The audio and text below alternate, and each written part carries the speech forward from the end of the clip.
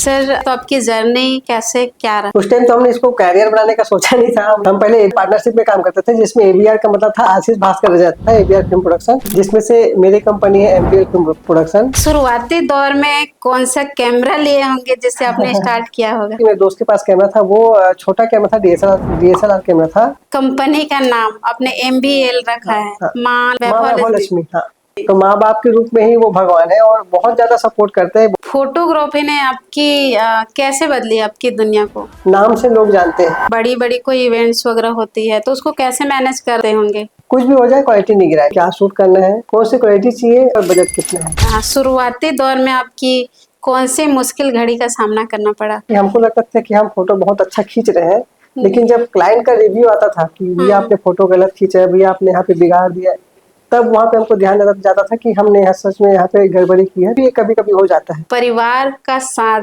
काम को बैलेंस बना के चलना, काम को भी बैलेंस कर रहे हैं और परिवार को भी बैलेंस कर रहे हैं। कोई आपकी टीम में शामिल होना चाहे। हाँ, जो नशा करते हो हमारी टीम में शामिल हो ही नहीं सकते। आप मोबाइल फोटोज नेचुरल फोटो ले रहे हैं। हाँ, और एक कैमरे की फोटो होती है, दोनों में क्या अंतर समझते हैं? तो दोनों में मैम बहुत ज्यादा अंतर तो नहीं है। कितनी एडिटिंग करनी सही है और कितनी ओवर एडिटिंग भी हो जाती है, बहुत सारी चीजें तो ओवर भी लगने लगती है, तो कितना तक करना चाहिए? मैम ये ओवर एडिटिंग ना मेरे हिसाब से सही नहीं है, क्योंकि तो समाज के क्षेत्र में भी आपका योगदान। मोस्टली वृद्धाश्रम वगैरह में सेवा करते हैं, तो अनाथ बच्चे उनके साथ जाके टाइम स्पेंड करते हैं। तो एमवीएल की तरफ से वो 3 लड़कियों का हम शूटिंग फ्री में करते हैं। फोटोग्राफी की सबसे अच्छी क्लिक कौन सी होती होगी? तो वो वाह वाली फीलिंग देता है उनको भी, क्योंकि उनको पता ही नहीं होता कि वो उनकी फोटो क्लिक हो रही है। क्या आज के जनरेशन को इस फील्ड में आना सही है? नॉलेज ना बहुत ही ज्यादा जरूरी है, डेडिकेशन और सिस्टम जरूरी होना चाहिए। फोटोग्राफर्स की ना नाम कभी कभी कहीं कहीं खराब हो जाता है। कुछ चीजें करने के लिए सोचने की जरूरत नहीं है। कि आजकल खाना पीना जरूरी हो गया, वैसे ही आजकल फोटोग्राफी भी जरूरी हो गया, ऐसा मेरे को लगता है। आपके जीवन की कोई ऐसी सीख रही होगी कि अगर आप टाइम प्रॉपर मैनेज करते हैं, अगर प्रॉपर आप डिसिप्लिन में रहते हैं,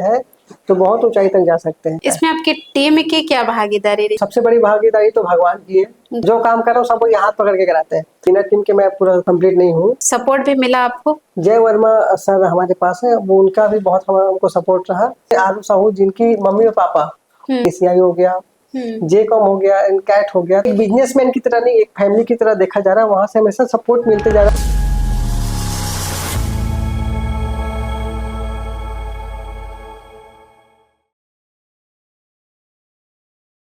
दोस्तों, आज हमारे साथ हैं ऐसे विशेषज्ञ जो फोटोग्राफी को इतने कम समय में नई पहचान बनाई है। न कि खुद के जीवन को संवारा है, बल्कि कई लोगों की जिंदगियां भी संवार रहे हैं। जी हाँ, हम बात कर रहे हैं भास्कर साहू जी का, जिसने बहुत कम समय में बहुत ही अच्छे तरीके से फोटोग्राफी की दुनिया को देखा है और इस क्षेत्र में कामयाब हुए हैं। साथ ही बहुत सारे अवार्डों से नवाजा जा चुका है। चलिए स्वागत करते हैं हम भास्कर साहू जी का। नमस्कार सर, स्वागत है आपका पोलोचन शो में। सर, सबसे पहले तो आपकी जर्नी को हम जानना चाहेंगे, कैसे क्या रहा है इस जर्नी में? मैम ये उस वक्त की बात है जब मैं हॉस्टल में रहा करता था। कॉलेज में मेरी पढ़ाई चल रही थी इंजीनियरिंग की जी। तो उस टाइम हम सब ऐसे स्कूल के दोस्त थे, सब कॉलेज में आए थे उस टाइम नए। और एक दोस्त के पास ना जो एक कैमरा था छोटा सा, तो उस टाइम हमको शौक था कि घूम घूम के फोटो खिंचाना। सिर्फ अपने फोटो खींचते थे हम एक दूसरे की, वो मेरा खींचता था, मैं उसकी खींचता था। मतलब उस टाइम बहुत ही वो क्रेज था कि फोटो खींचेंगे यार, स्टेटस डालेंगे, पोस्ट करेंगे, बहुत लाइक मिलेगा, ये सब हम करते थे। तो इसी को देखते देखते मतलब देखते आसपास के लोग देखते कि इनके पास कैमरा है, तो हमको रिक्वेस्ट करने लगे कि हमारे यहाँ बर्थडे में शूट कर दो, छोटा सा शूट कर दो। तो वैसे हमको 500-1000 रुपया मिलना स्टार्ट हो गया था। तो ये हमारे पॉकेट मनी मिलते जाता था। तो यहाँ से मतलब ना थोड़ा सा इंटरेस्ट आ गया था कि इसको पार्ट टाइम करते हैं। फिर उसके बाद हम 3 दोस्त मिले, तीनों दोस्त मिलके एक कंपनी खड़ी किए फोटोग्राफी का। हम उस टाइम पार्टनरशिप में थे, जिसका एबीआर नाम था, एबीआर फिल्म प्रोडक्शन, आशीष भास्कर रजात। हम तीनों दोस्त हैं, अभी भी दोस्त हैं, अच्छे अच्छे दोस्त हैं हम लोग। तो उस टाइम हमने एबीआर खड़ा किया। फिर उसके बाद थोड़ा थोड़ा कर करके हम छोटे छोटे शूटिंग, शादी, बर्थडे, ये सब पार्ट टाइम ही करना स्टार्ट किए थे। उसके बाद एक टाइम के बाद ऐसा हो गया कि मतलब एक कंपनी, सबको अलग अलग काम आना लग गया था। सबको अलग अलग काम, मतलब उनको भी अलग से अच्छे काम आते थे, हमको भी आते थे। और हमने एबीआर में सिर्फ एल्बम सॉन्ग करना स्टार्ट किए थे। जो छत्तीसगढ़ी गाना होता है या हिंदी एल्बम सॉन्ग होते हैं, तो हमने छत्तीसगढ़ के बहुत सारे कलाकार के साथ उसमें काम भी किया है। तो हमने उसमें वो स्टार्ट किया था बिहार में। फिर हमको वेडिंग के भी अच्छे काम आने लग गए। तो वेडिंग के लिए हम तीनों दोस्त ने अलग अलग कंपनी खड़ा की। जिसमें से मेरी कंपनी है MPL फिल्म प्रोडक्शन, मामा भोलक्ष्मी फिल्म प्रोडक्शन। जी। वहां से ये कंपनी वेडिंग्स में, मॉडल्स में ऐसा स्टार्ट हुआ है और इसको अभी पूरा मैं देख रहा हूँ। अच्छा, हाँ, मतलब वेडिंग्स वगैरह को भी लेके आप चल रहे हैं? ऐसा कोई भी चीज हमने नहीं छोड़ा है वीडियो फोटो को लेके कि वेडिंग भी हो गया, मॉडल्स भी हो गया, कॉर्पोरेट भी हो गया, पॉडकास्ट भी हो गया। तो जितने भी छोटे से छोटे और बड़े से बड़े जितने भी इवेंट होते हैं जिसमें वीडियो का काम होता है, फोटो का काम होता है, ऑडियो का काम होता है, ये सब हम कर रहे हैं। ओके।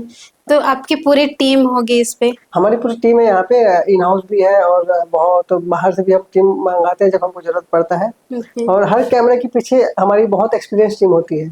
अच्छा, आपके जैसे बड़ी-बड़ी कोई इवेंट्स वगैरह होती है तो उसको कैसे मैनेज करते होंगे? मैम ये क्या होता है ना कि पूरा सिस्टम होता है ये। जी। हमको पहले इवेंट की क्वेरीज आती है कि कब इवेंट होने वाला है, क्या होने वाला है। हम प्रॉपर जाके लोकेशन पे देखते हैं कहाँ पे होने वाला है, कैसे होने वाला है, उनको क्या रिक्वायरमेंट है। हम पहले क्लाइंट को समझते हैं कि आपको क्या रिक्वायरमेंट है। जी, फिर जी। उनके रिक्वायरमेंट के हिसाब से हम अपनी टीम को वहाँ पे भेजते हैं। जो टीम उस काम को बहुत अच्छे से कर सकता है उसी टीम को हम वहाँ पे भेजते हैं ताकि कहीं भी मिसमैच ना हो, कहीं पे गलतियाँ ना हो करके। और हमारी टीम काफ़ी एक्सपीरियंस है, पूरी एक्सपीरियंस टीम है, तो इसलिए सभी काम बहुत अच्छे से हैंडल कर अच्छा हो सर, जाता है। अभी तो आप बहुत एक्सपीरियंस हो गए इस फिल्म में। हाँ। शुरुआती दौर में कौन सा कैमरा लिए होंगे जिससे आपने स्टार्ट किया होगा? देखो मैं वही बताया ना कि मेरे दोस्त के पास कैमरा था, वो छोटा कैमरा था, DSLR कैमरा था। जी। फिर हमने उसके बाद हमने एक चीज ठान के रखा था MBL में कि कुछ भी हो जाए क्वालिटी नहीं गिराएंगे। अच्छा। हाँ, कभी कभी क्या होता है कि कहीं पे पैसा कम मिलता है, फिर बजट कम होता है, फिर बहुत जगह बोलते हैं कि हमको थोड़ा सा कम बजट में चाहिए करके, तो हम या तो वहाँ पे पूरा काम को ही मना कर देते हैं क्योंकि हम एक क्वालिटी मेंटेन करते हैं। और उस क्वालिटी को मेंटेन करने के चक्कर में हमने पहला कैमरा मिररलेस ही खरीदा था। अच्छा। हाँ। अच्छा सर, ये जानना चाहेंगे कि शुरुआती दौर में आपकी कौन सी मुश्किल घड़ी का सामना करना पड़ा? शुरुआती दौर में तो पहले मेरे को ना ऐसे तो मुश्किल दौर बहुत ज़्यादा कभी मैंने फेस नहीं किया क्योंकि घर वालों को बहुत ज़्यादा सपोर्ट रहा मेरे को। कुछ ऐसे मुश्किलें थी कि शुरुआती दौर में हम बहुत एक्सपीरियंस नहीं थे। तो उसमें क्या होता था कि हमको लगता था कि हम फोटो बहुत अच्छा खींच रहे हैं, लेकिन जब क्लाइंट का रिव्यू आता था कि भैया आपने फोटो गलत खींचा है, भैया आपने यहाँ पे बिगाड़ दिया है, तब वहाँ पे हमको ध्यान जाता था कि हमने यहाँ सच में यहाँ पे गड़बड़ी की है। तो वो थोड़ा सा मुश्किल दौर था और वो कभी कभी अभी भी कभी कभी हो जाता है। हाँ, क्योंकि सबकी अपनी अपनी पसंद होती है, तो किसी को कुछ और चाहिए होता है और हमारी नज़र से हम कुछ और देखे होते हैं कभी कभी। अच्छा सर, आपने बीच में बात किया था कि कंपनी का नाम आपने MBL रखा हाँ, है, हाँ, माँ माँ वैभव वैभव लक्ष्मी। लक्ष्मी। हाँ। तो कुछ खास रीजन रहा होगा इसको रखने के पीछे? इसका खास रीजन है मेरी मम्मी। अच्छा। हाँ, मेरी मम्मी लगभग उनको 20 नहीं, लगभग 30 साल हो गया होगा। वो ना माँ वैभव लक्ष्मी का व्रत रखती थी। हम्म। तो हम बचपन से उनको देखते आए हैं और बचपन से हम ना वो जब व्रत रखती थी हम आरती करते थे, तो हर बार वो आरती में ये सब चीजें आता था। और बहुत पहले से मानती है मम्मी उसको। अच्छा। तो मैंने सोचा कि क्यों ना नाम ही उनके नाम से रख दे, माँ वैभव के नाम से। अच्छा। हाँ, हाँ। मतलब आप अपनी मम्मी को बहुत मानते हैं? हाँ, मम्मी को भी मानता हूँ, पापा को भी मानता हूँ, क्योंकि वो अब देखो हम तो भगवान देखा नहीं है कभी भी। जी। तो माँ बाप के रूप में ही वो भगवान है और बहुत ज्यादा सपोर्ट करते हैं। बहुत सारे फैमिली में होता है कि आपने अच्छी पढ़ाई की है, मास्टर्स की है, इंजीनियरिंग की है, और भी बहुत सारे मैंने सीखा पढ़ा है। तो इतना करने के बाद सब चाहते हैं कि उनका बेटा बहुत अच्छे जगह जॉब करे या फिर जॉब ही करे, ऐसे फोटोग्राफी फील्ड में ना रहे। लेकिन उन्होंने कभी ऐसा नहीं कहा कि तुम फोटोग्राफी क्यों करते हो।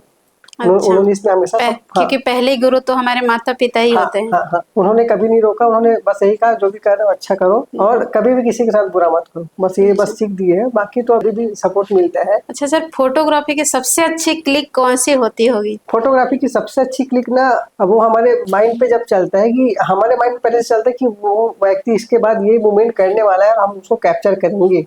अच्छा। हाँ, हमारे पास क्या होता है कि मैं वेडिंग की बात करूँ तो वेडिंग में क्या होता है ना कि कभी कभी कुछ ऐसे इमोशंस वाले मूवमेंट होते हैं या कभी कभी हंसी मजाक वाले होते हैं जो जो सामने लोगों को पता नहीं होता कि हम उनकी फोटो क्लिक कर रहे हैं। अच्छा। और वो बहुत नेचुरल तरीके से उनकी जो मूवमेंट कैप्चर होती है, तो वो वाह वाली फीलिंग देता है उनको भी, क्योंकि उनको पता ही नहीं होता कि वो उनकी फोटो क्लिक हो रही है। अच्छा। हाँ, हाँ, तो ये अच्छा, बहुत। मतलब आपने जैसे बात किया था करियर की कि हाँ, मेरे पेरेंट्स इसको मना नहीं कहते। हाँ, क्या आज के जनरेशन को इस फील्ड में आना सही है?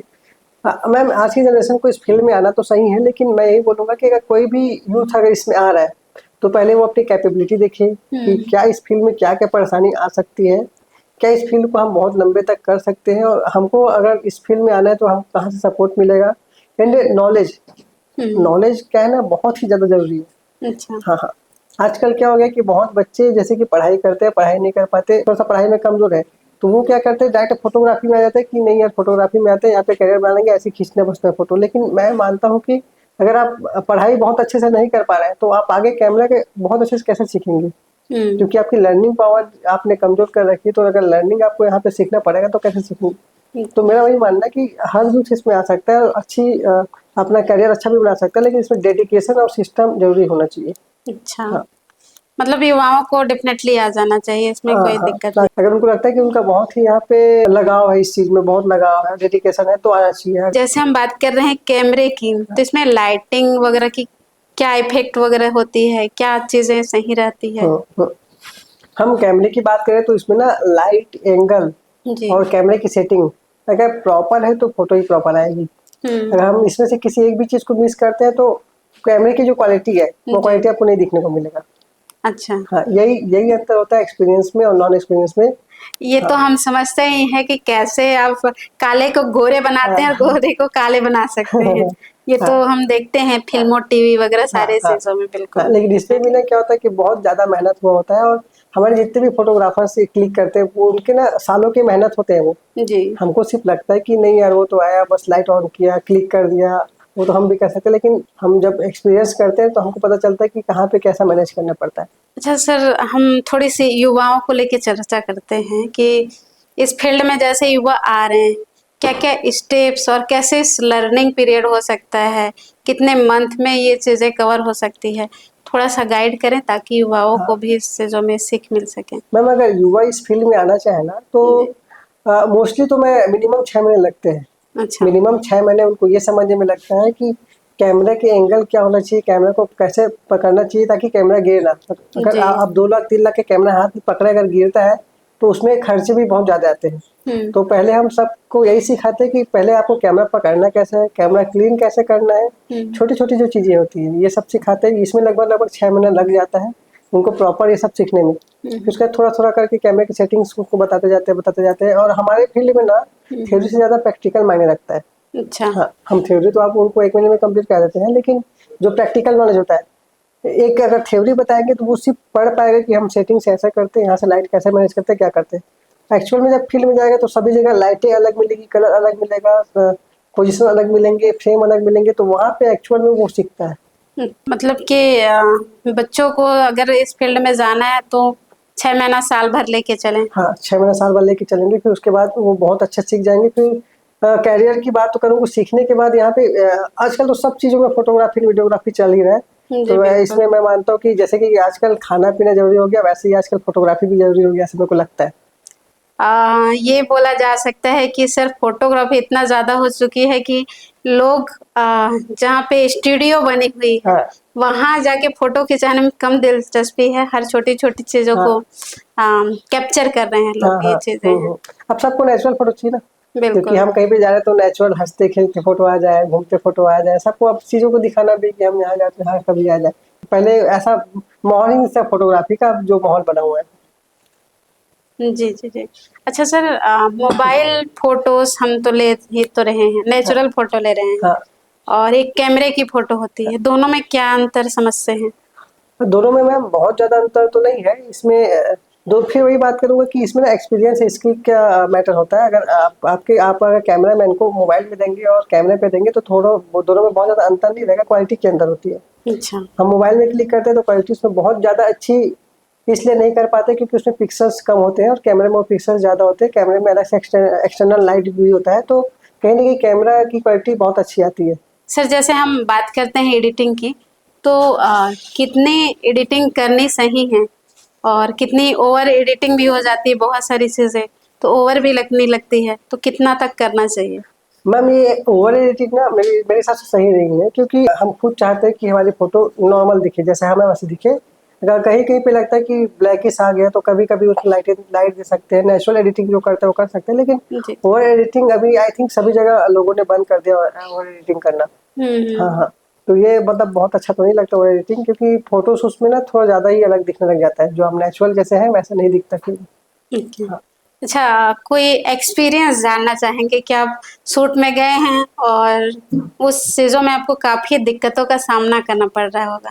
मोस्टली तो ये दिक्कतें तो आती रहती लाइफ में, जी बिल्कुल। लेकिन ऐसे कभी कभी ऐसा एक्सपीरियंस होता है कि हमको लगता है कि हम बहुत अच्छा कर लेंगे, और ना हम जो सोचे होते हैं, मतलब हम क्या कराने वाले क्लाइंट को, हमारा जो इमेजिनेशन होता है जी। वो अलग होता है, और क्लाइंट हमको उस टाइम बोल देता है कि नहीं भैया ऐसा मत करो, मतलब रोक टोक जो होता है। हाँ, कभी कभी हम जब हम कपल फोटोज के लिए जाते हैं, मोस्टली वेडिंग में ये प्रॉब्लम आता है कि हम कपल्स को पहले से बताए होते हैं शादी के पहले कि सर आपको आपको तैयार होने के बाद आधा घंटा 1 घंटा देना होगा, अच्छा। ताकि आपके वीडियोस आपकी फोटोज बहुत अच्छी बन पाए। तो रिचुअल्स है, तो घर में मोस्टली लेट हो जाता है, रिचुअल्स में लेट होता है। फिर कपल को जब हम बोलते हैं कि सर टाइम चाहिए, मैम टाइम चाहिए, तो वहाँ पे मतलब घर वालों को भी प्रेशर होता है ना कि मतलब जल्दी निकलो जल्दी निकलो, जल्दी करना है, लेट हो रहा है। तो इस चक्कर में वो ना कभी कभी हमको बहुत अच्छे फोटोग्राफी हमको नहीं मिल पाती। ये मतलब ये तो आपके लिए चुनौती बन जाते एक चुनौती बन जाता है। बिल्कुल। हाँ, चुनौती हमको जहाँ पे आधा घंटा टाइम चाहिए वहाँ पे कभी कभी 5 मिनट ही टाइम मिलता है, और कभी कभी टाइम मिलता भी नहीं।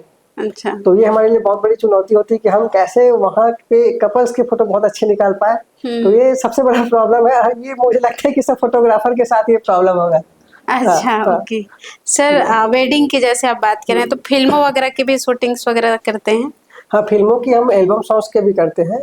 तो इसमें क्या दिक्कत आती होगी, और वेडिंग्स में दोनों में तो बहुत अंतर तो होगा। दोनों में बहुत अंतर है। एक्चुअली वेडिंग्स में हमको क्या होता है कि नेचुरल लाइट मिलता है, नेचुरल सब चीजें नेचुरली मिलती है। नेचुरल बोलने का मतलब है कि जो वहाँ पे है उसी में हमको करना पड़ता है मैनेज करके, बिल्कुल। ठीक है। और एल्बम सॉन्ग जब शूट करते हैं तो उसमें हमारा प्रॉपर सेटअप रहता है, प्रॉपर हम प्रोजेक्ट में लिखा होता है कि कौन से एंगल से, कितने एंगल से, कहाँ से लाइट पड़ने वाला है, कहाँ से कैमरा आने वाला है, कहाँ से मूवमेंट होने वाला है कैमरे का, किस एंगल में एक्टर्स डांस करने वाले हैं। एल्बम सॉन्ग में ये सब होता है। ओके। तो ये एक पहले से प्री प्लानिंग होता है कि हम कहाँ से कहाँ करने वाले हैं। और वेडिंग में ये बहुत ज़्यादा प्री प्लानिंग नहीं हो पाता, क्योंकि वेडिंग में इसी प्री प्लानिंग ये होता है कि ये लोकेशन होने वाला है, ये स्टेज बनने वाला है, लेकिन वहाँ पे एंगल इसलिए हम डिसाइड नहीं कर पाता कि कभी वहाँ पे कोई गेस्ट बैठे हैं, कभी कुछ और गेस्ट बैठे हैं। तो मतलब बहुत सारे ऐसे व्यवधान आते हैं वेडिंग्स में। हाँ, ओके। सर जैसे हम बात कर रहे हैं फोटोग्राफी की, और एक होती है वीडियोग्राफी। हाँ, वीडियोग्राफी के बारे में जानना चाहेंगे, क्योंकि आज हम देखते हैं ना इंस्टाग्राम में हमेशा वो रील्स चलती हाँ, हाँ, रहती हाँ। है, लोग इसके बारे में जानना चाहते हैं, सीखना भी चाहते हैं, तो हमें सिखाइए भी और बताइए भी क्या है, कैसा है, और कैसे इस चीज़ों को हम और डेवलप कर सकें। हाँ, मैं वीडियोग्राफी की बात करूँ तो ये पूरा विजुअल का खेल है ये। जी। विजुअल का मतलब हम जो सामने देख रहे हैं वो कैमरे में एक्चुअल में आ रहा है कि नहीं, ये हमको देखना पड़ता है कि एक्चुअल में वो जैसे सामने दिख रहा है एक्चुअल में दिख रहा है कि नहीं। कभी कभी ये चीज़ें मिस कर जाती है बहुत लोगों से, सामने थोड़ा सा अलग दिखते हैं और कैमरे में शूट होने के बाद अलग दिखते हैं। तो ऐसा भी होता है। और ये भी सब बताना कि लाइट का एंगल का ये उसी का खेल होता है, और बाकी तो फिर एक्सपीरियंस का ही खेल है ये। अच्छा। हाँ, हाँ, हाँ। इसमें भी हम अगर सीखना चाहें तो हम इसमें सीख सकते हैं, वर्कशॉप कर सकते हैं, ऐसा हम क्लासेस चलाते भी हैं और अच्छा, चलता ही। जब हाँ, हम स्टार्टिंग्स की बात करते हैं, अगर हमारे पास तो बहुत सारी चीज़ें नहीं हैं हाँ, और हमको छोटी-छोटी रील्स वगैरह बनानी है, हाँ, तो कोई ऐसा साइट होगा या कोई ऐसी ऐप होगी जिसके माध्यम से हम उस चीज़ों को बना सकें? हाँ, ये देखो, जैसे कि हम स्टार्टिंग करते तो हमारे पास कैमरा तो होता नहीं, सिर्फ मोबाइल होता है। तो जी। मोबाइल में हम शूट कर लिए वीडियो। और छोटे छोटे ऐप होते हैं, कैपकट हो गया, फिल्मोरा हो गया, काइन मास्टर हो गया, ऐसे छोटे छोटे ऐप है जो एडिट कर सकते हैं। और ये पूरा फ्री ऑफ कॉस्ट होता है, इसमें कोई चार्जेस नहीं लगता। ओके। फिर जब हम जाते हैं थोड़ा सी अपर लेवल पे, बहुत प्रोफेशनल लेवल पे, जहाँ पे एडिट अच्छा करना है, तो हम फिर प्रीमियर प्रो, ऐसे आफ्टर इफेक्ट, ऐसे सब ऐप में हम जा सकते हैं। ओके, तो ये मोबाइल में अवेलेबल रहती है? Premiere pro after effect mobile पे नहीं होता, ये पीसी में चलता है। हाँ, अच्छा, मतलब उसको हम एज़ इंस्टाग्राम वगैरह के लिए तो यूज़ नहीं कर सकते? हम कर भी सकते हैं, क्योंकि देखो मोस्टली जो बड़े बड़े रील्स बनते हैं, बहुत बड़े बड़े कारपेट के अच्छे अच्छे रील्स बनते हैं, वो कंप्यूटर में जब एडिट करते हैं तो प्रीमियर प्रो में ही होता है। और मोबाइल में जब करते हैं तो मोबाइल के लिए मैंने आपको बताया ना कि कैपकट हो गया, काइन मास्टर हो गया, फिल्मोरा हो गया, ये सब मोबाइल पे कर सकते हैं। अच्छा। हाँ, सर हमने जैसे देखा है कि आपने इस फोटोग्राफी के क्षेत्र में बहुत कम समय में अपने नाम और पहचान बनाए हैं। क्या लगता है, नया कोई बंदा आ रहा है, युवा आ रहा है, या कोई और, या मान के चलो कोई फीमेल भी आ रही है, कितना समय लगता होगा पहचान बनाने में? मैम ये ना आपके एक्टिवनेस के ऊपर है अच्छा। कि आप कहाँ पे कितना एक्टिव है, और एक्टिव के साथ साथ आपका डिसिप्लिन, आपका वर्क, मतलब ये ना एक ना पैमाना होता है। ओके। कि अगर आदमी सब पैमाने पे खरा उतर रहा है तो उसको बहुत ज्यादा टाइम नहीं लगता ग्रो करने में। अच्छा, मैं ये भी सुनी थी आपके टीम में कि महिलाएं भी हैं, लड़कियां जी भी काम जी करती जी हैं। जी। तो इसको ले जाने का मतलब हमको समझ नहीं आया कि आप अभी तक तो हमने सोचा है कि बॉयज ही उस कामों को करते हैं, लेकिन फीमेल भी इस क्षेत्र में आगे बढ़ रहे हैं। हाँ, जी मैम, मैं ना बहुत से संस्था में जुड़ा हुआ हूँ। जी। वहाँ पे मैंने एक ऐसा वर्कशॉप लिया था, तो वर्कशॉप में मैंने देखा कि वहाँ पे लड़कियां भी बढ़ चढ़ के वर्कशॉप में हिस्से ले रही है। फिर वहाँ से हमारी क्वेरी जनरेट हुई कि इसमें गर्ल्स भी अपना करियर देख रही, क्या बनाना चाहते हैं क्या। तो उसमें से बहुत सारे ऐसे गर्ल्स थे जिनको इंटरेस्ट था, तो उनको हमने सिखाना स्टार्ट किया। सिखाने के बाद हमने उनको ट्रेन किया। अब वो सब वर्क में जाते हैं, कोई एडिटिंग करता है, कोई कैमरा चलाने के लिए जाते हैं। और बहुत सारे डिमांड्स आते हैं, बहुत जगह से डिमांड्स आते हैं जहाँ पे ब्राइड का वेडिंग होता है, मॉडल शूट होता है, या कुछ ऐसे पार्टीज होती है जो फीमेल्स की होती है। तो ये सब जगह से हमको डिमांड आने लग गया कि प्लीज वहाँ पे एक फीमेल फोटोग्राफर चाहिए करके। तो हमने इसलिए ये भी चालू किया। तो आपकी टीम में फीमेल फोटोग्राफर्स जी भी जी हैं? है। ओके, मतलब फीमेल फोटोग्राफर्स जाके अपना सारा काम कर जी लेते हैं। जी जी। इससे क्या होता है ना कि कभी भी फीमेल्स लोग अनकंफर्टेबल फील नहीं करते कोई बहुत सारी चीजों से। जी जी जी। अच्छा सर, एक चीज़ है जो आज की जनरेशन में हम देख रहे हैं, इंस्टाग्राम ने फोटोग्राफी जो चीज़ें हैं उसको कैसे बदला है? इंस्टाग्राम में जो फोटोग्राफी बदला ना, एक्चुअली वो क्या होता है कि हम अपने फोन पे तुरंत लाइव चीज को दिखाने के लिए, बोलने का मतलब हम कोई प्रोग्राम पे गए, फोटो क्लिक किए, डाल दिए, दिखा दी, वो लाइव के लिए बहुत अच्छा है। और वो बहुत सारे फिल्टर्स भी देते हैं। बिल्कुल। हाँ, ये बहुत अच्छा है कि फिल्टर्स देता है कि आपने कोई भी फिल्टर लगा कर दिया है, मतलब कनेक्टिविटी के लिए, सोशल मीडिया कनेक्शन के लिए बहुत अच्छा है ये। जी। और इंस्टाग्राम की अगर बात ही आ गया तो इंस्टाग्राम से हम अपने बिजनेस को बहुत ज्यादा ग्रो कर सकते हैं। अच्छा। हम ये भी काम करते हैं। हम बहुत सारे सेशन शूट भी किए इंस्टाग्राम के लिए। तो ये बहुत ही अच्छा प्लेटफॉर्म है अपने बिजनेस को भी बूस्ट करने के लिए, अपने टैलेंट को बूस्ट करने के लिए। तो उस पर्पज से अगर देखें तो बहुत अच्छा है इसमें कभी फोटोग्राफी। तो इंस्टाग्राम और यूट्यूब ने फोटोग्राफी को कैसे बदला है? मैम, मैं बोल सकता हूँ ना कि ये इंस्टाग्राम और यूट्यूब से फोटोग्राफी में बहुत ज़्यादा बदलाव आए हैं। जी। क्योंकि हम जो चीज़ें सेटिंग्स हो कैमरे की, कुछ भी हम सीखने जाते थे, बाहर कहीं सीखने जाते थे, अब वो हमको सब चीज़ें इंस्टाग्राम और यूट्यूब में मिल जाता है। अच्छा। हम कहीं पे इवेंट पे, कहीं भी इवेंट पे, कहीं भी रहे, हमको कहीं पे कैमरे का सेटिंग समझ नहीं आ रहा है, कुछ भी समझ नहीं आ रहा है, हम तुरंत जाते हैं यूट्यूब पे सर्च मारते हैं, देख लेते हैं, हमको वहाँ से सेटिंग मिल जाता है। ये लर्निंग के तौर पे भी बहुत अच्छा काम कर रहा है हमारे साथ। और मैं इसमें यहाँ पे अर्निंग के तौर पे सोचूं तो जी। अर्निंग के तौर पे भी ये बहुत ही ज्यादा हमको ग्रो दे रहा है। क्योंकि हम इंस्टाग्राम में अपने जितने भी काम किए होते हैं उसको डाल देते हैं, एक जगह पे डाल देते हैं, ताकि हम कभी भी क्लाइंट कहीं से रेफरेंस बनते हैं तो हम डायरेक्ट उसको भेजते हैं, वहां से हमको वर्क आना स्टार्ट हो जाता है। बहुत लोग इंस्टाग्राम देख के ही हमको वर्क देते हैं। यूट्यूब में हमारे जितने भी काम है, यूट्यूब इंस्टाग्राम में हम डालते जाते हैं, ताकि वहां से लोगों को देखने में बहुत ईजी है। और साथ ही साथ यूट्यूब और इंस्टाग्राम ने पेमेंट भी हाँ देना हाँ चालू किए हैं हाँ, लोगों ये को। मोनेटाइजेशन का जैसे हो जाता है तो वहां से पेमेंट आना भी स्टार्ट हो जाता है। ओके, तो घर में रखी महिलाएं या जो पढ़ रहे हैं हाँ युवा, ये सब इसका हाँ, कर भरपूर सकते हैं, फायदा उठा भरपूर कर सकते सकते हैं। और मैं तो ये बोलूंगा कि ना, इंस्टाग्राम और सोशल मीडिया को, अगर आपके अंदर कुछ टैलेंट है हैं। तो आप करो, कुछ भी करो। तो बहुत सारे सेशंस लिया मैंने, तो उसमें बहुत कॉमन क्वेश्चन आता है कि सर क्या हम अपने टैलेंट को डालने के लिए बहुत ही प्रॉपर शूट करें। और बहुत लोग ना इसीलिए अपने टैलेंट को उसमें इंस्टाग्राम यूट्यूब में नहीं डाल पाते, क्योंकि उनको लगता है कि उनके पास जो मोबाइल है उनकी क्वालिटी खराब है, कैमरा खराब है, तो हम नहीं डाल सकते। मैं यहाँ पे बोलूंगा कि आपके जो टैलेंट है आप उसको डालना स्टार्ट करो, चाहे वो मोबाइल से शूट करो, कैसे भी करो। वीडियोग्राफी फोटोग्राफी सेम वही होता है, बस उसकी क्वालिटी में चेंजेस हो जाती है, एंगल में चेंजेस हो जाता है। जब आप एक लेवल पे ग्रो कर सकते हो, आप एक लेवल पे ग्रो कर गए, उसके बाद आपको लगता है कि हम अब हायर कर सकते हैं फोटोग्राफर, प्रोफेशनल वीडियोग्राफर, तब आप बुला के हायर कीजिए। अच्छा, क्या आपको लगती है कि बिना कैमरे के भी मोबाइल से भी अच्छी कैप्चर हो सकती है चीजें? हो सकता है मैम, उसमें अलग अलग मोबाइल्स आते हैं, सबके अलग अलग पिक्सल्स होते हैं। जी। हाँ, लेकिन मेरा वही इसमें अभी भी यही बोलना है कि अब आप ना जब स्टार्टिंग करते हैं, जब आपके पास आपको लगता है कि आपकी क्षमता नहीं है कि बहुत अच्छे कैमरा लेने की, बहुत अच्छे मोबाइल्स लेने की, तो आपके पास जो है आप उसमें ही स्टार्ट करो, फिर आगे चल के आप अपग्रेड करते जाओ अपने आप को। हाँ कहते हैं ना कि कुछ चीजें करने के लिए हाँ सोचने की जरूरत नहीं हाँ है, हाँ जो चीजें हैं उसी में चालू कर हाँ दो हाँ और रास्ता तो खुद ब खुद दिख जाते हैं हाँ हमको। हाँ। इसी में मैं अपना एक स्टोरी शेयर करूंगा कि जी। मैं भी जब पहले इस फील्ड में आया था, फोटोग्राफी की फील्ड में, तो मैं जब हम हमारे पास तो छोटा कैमरा तो था, लेकिन जी। जब हमको बड़े कैमरे की काम आता था, हम्म। हमारे पास इतना भी, हम उतने भी सक्सेस नहीं हुए थे कि हम बड़े कैमरे उस टाइम खरीद पाए। लेकिन हम क्या करते थे कि हम कहीं से अरेंज करते थे, कहीं से रेंट पे लाते थे, मतलब मैनेज करके हम इस चीजों को करते गए। तब हम भी उस टाइम छोटे ही थे, तो उस टाइम मतलब कैसे भी करके जुनून था करने का, तो करते गए फिर अब इस लेवल पे पहुंच गए कि हम कैमरा खरीद सकते हैं। हाँ मतलब आपको भी स्टार्टिंग फेज में फाइनेंशियल इश्यूज हाँ वगैरह हाँ भी रही? हाँ हाँ, अभी भी होता है, ऐसा नहीं कि हम बहुत ज्यादा फाइनेंस में है, अभी भी इसलिए होता है क्योंकि जैसे ही ग्रो करते जाते हैं हमारे पास ना बहुत सारे ऑप्शंस आते हैं कि हम और ग्रो कर जाए और ग्रो कर जाए और ग्रो कर जाए, तो ये ना एक जो भूख है ग्रो करने का वो कभी खत्म ही नहीं हो रहा है। बिल्कुल। और आजकल तो कैमरे की जो प्राइस है वो भी बढ़ती जा हाँ रही है। हाँ सर जैसे हमने देखते हैं कि कैमरामैन तो बुलाते हैं बट प्रॉब्लम बहुत सारी आती है, तो आपके साथ भी प्रॉब्लम्स आती होगी और आलोचनाएं भी सुनने को मिलती होगी आपको, कैसे हैंडल करते हैं चीज़ों मैं तो आपकी टीम की बात करूंगा क्योंकि बिना टीम के मैं पूरा कंप्लीट नहीं हूँ। को? जी। हमारी टीम में सबको ट्रेनिंग दी जाती है, जब भी कोई हमारी टीम में आता है फोटोग्राफी में शामिल होता है तो पहले ये सब चीज़ की ट्रेनिंग दी जाती है कि आपको क्या क्या फेस करना पड़ेगा। टीम में सबको सिखाया जाता है कि पहले आप सुनो समझो, क्योंकि इसमें हर किसी चीज़ के पीछे ना कारण होता है। जी। और हमारे सभी फोटोग्राफर को ये समझाया जाता है कि जिनके यहाँ प्रोग्राम हो रहा है कुछ भी हो रहा है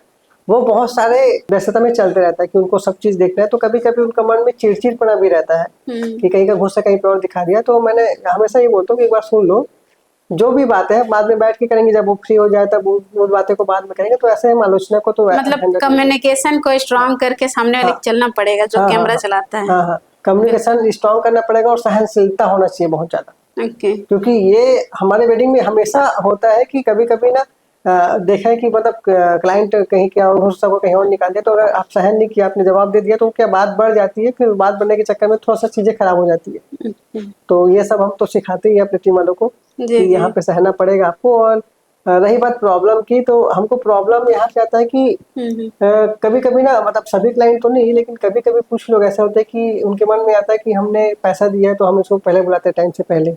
जैसे उनका फंक्शन 12 बजे होने को है तो वो 10 बजे ही बुला के बैठा देता है, तो इससे थोड़ा सा माइंड सेट हमारे जो कैमरामैन के वो थोड़ा सा डगमगा जाता है, क्योंकि 2 घंटा अगर वो खाली बैठा है तो उसके माइंड में जो क्रिएटिविटी चल रहा है वो वहीं पे सो जाएगा। मतलब कि वो खाली दिमाग तो हाँ शैतान का हाँ घर हाँ होता है ना, हाँ हाँ हाँ ऐसा ही चीजें हैं। हाँ, वही चीज है। तो थोड़ा सा इस चीज को हम अब कम करने की कोशिश कर रहे हैं कि ये ऐसा ना हो करके, लेकिन मोस्टली हर जगह ये होता है कि टाइम से बहुत पहले हमको बुला लिया जाता है और थोड़ा सा वेट करना पड़ता है।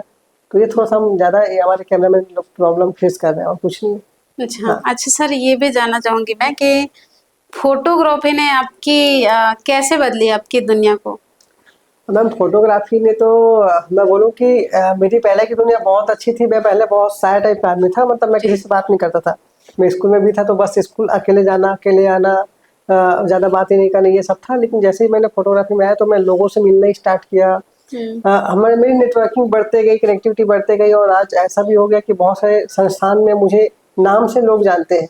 तो जब नाम से लोग जानते हैं तो मतलब एक खुशी मिलता है, अलग से खुशी मिलता है कि नहीं, मुझे भी अब लोग ने जानना स्टार्ट किया मेरे प्रोफेशन की वजह से।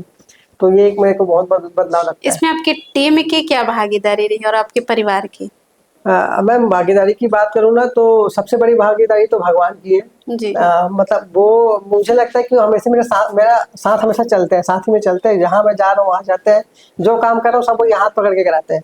जी। फिर मैं तो सेकंड भागीदारी इसमें मानूंगा कि मेरे माँ बाप को, अगर उन्होंने शुरू से सपोर्ट नहीं किया होता तो मुझे नहीं लगता कि मैं यहाँ तक बढ़ पाता। फिर इसके बाद मैं अपनी टीम की बात करूँ तो MVL फिल्म प्रोडक्शन, पूरा जितने भी लोग इसमें हैं वो इन्हीं के कारण ये सब खड़ा हुआ है और उन्हीं के कारण मैं यहाँ बैठा हुआ हूँ। अच्छा, तो आप अपने टीम में कैसे लोगों को शामिल करना चाह रहे हैं? अगर हमारे दर्शकों में से कोई आपकी टीम में शामिल होना चाहे हाँ, तो कैसे शामिल हो सकते हैं? हमारे टीम में सबसे पहला तो मना है नशा करना। अच्छा। जो नशा करता है हमारी टीम में शामिल हो ही नहीं सकता, ये तो मना है। और सेकंड चीज बोलूँ कि हम उसके डेडिकेशन देखते हैं, डेडिकेशन कितना है उसमें, सीखने की क्षमता कितनी है। और ये आपको मैंने पहले बताया कि हम धैर्य सिखाते हैं कि आप धैर्य से रहो, तो ये सब थोड़ा छोटे छोटे पैमाने हम देखते हैं। फिर उसके बाद हम उनको कुछ टाइम तक का हम उसको प्रैक्टिकली देखने के लिए हम शामिल भी करते हैं। फिर हमको लगता है कि इसको परमानेंट हमारी टीम में रखना चाहिए, तो हम उसको हायर भी करते हैं। सर जैसे इसमें तो हमने अभी बात कर दी आपकी फैमिली और टीम की, कोई बाहर सपोर्ट भी मिला आपको? जी मैं ना मेरे को बाहर से भी बहुत लोगों से सपोर्ट मिला, इनडायरेक्टली, लेकिन मैं 2-3 ऐसे लोगों का नाम भी लेना चाहूँगा जिनसे मुझे ऐसा सपोर्ट मिला कि अगर नहीं मिलता तो मैं ऐसा ग्रो नहीं कर पाता। मैं ऑफिशियली जो सपोर्ट मिलता है, ऑफिस वर्क हो गया, कहीं हो गया, हमको कहीं से ऑफिशियली कई लोगों से मिलना है, बड़े बड़े लोगों से, तो इनके लिए जय वर्मा सर हमारे पास है, वो उनका भी बहुत हमको सपोर्ट रहा। और सेकंड चीज़ हमारे फैमिली के आलू साहू जिनकी मम्मी और पापा, उनसे मुझे अभी तक भी सपोर्ट मिलते रहते हैं और हमेशा उनके सपोर्ट से मैं भी आगे बढ़ते जा रहा हूँ। तो ऐसे और भी बहुत लोग हैं जिनसे सपोर्ट मिलता है। और हमारे रायपुर में आपने सुना भी होगा कि संस्था जो है JCI हो गया, जेकॉम हो गया, इनकैट हो गया, तो इनसे भी मैं जुड़ा हुआ हूँ। इसमें बहुत ज़्यादा ऐसा सपोर्ट मिला है वहाँ पे, मतलब एक बिजनेसमैन की तरह नहीं, एक फैमिली की तरह देखा जा रहा है। वहाँ से हमेशा सपोर्ट मिलते जा रहा है, इससे मैं इस वजह से मैं ग्रो करते जा रहा हूँ। ओके, मतलब ये सब संस्थाएं आपको सपोर्ट पे सपोर्ट करते जा जी जी रही जी, यहाँ के लोग बहुत ज़्यादा सपोर्टिव है, तो मुझे बहुत ही ऐसा एहसास ही नहीं हो रहा है कि मैं यहाँ पे रायपुर में अकेले हूँ। हैं। मुझे ऐसा लगता है कि सब फैमिली यहाँ पे है और बहुत सपोर्ट मिल रहा है। तो प्रॉपर आप किसी गांव से बिलोंग करते हैं? जी, मैं हूँ धमतरी जिले का। ओके। हूँ धमतरी जिले का, मेरा गांव का नाम है कोड़ेबोर। आजकल ये रायपुर से जैसे निकलते हैं ना अमनपुर साइड, तो वहाँ पे सब जगह बोर्ड में लिखा रहता है कोड़ेबोर कोड़ेबोर, तो हमारा ही गाँव है। तो ऐसा एक छोटे से गाँव से मैं हूँ। ओके, और अपने छोटे से गांव से आके यहाँ पे अपनी सारी स्ट्रेटेजी बना के आप अपने आप को डेवलप कर पा रहे हैं, ग्रोथ कर पा रहे हैं। जी जी मतलब ये आज के युवाओं के लिए सीखने वाली चीजें हैं सर, कि आप इतने कम एज में आप इस मुकाम पे पहुंच रहे हैं और बहुत सारी चीजों को इन्वॉल्व करके लोगों को जॉब भी दे रहे हैं।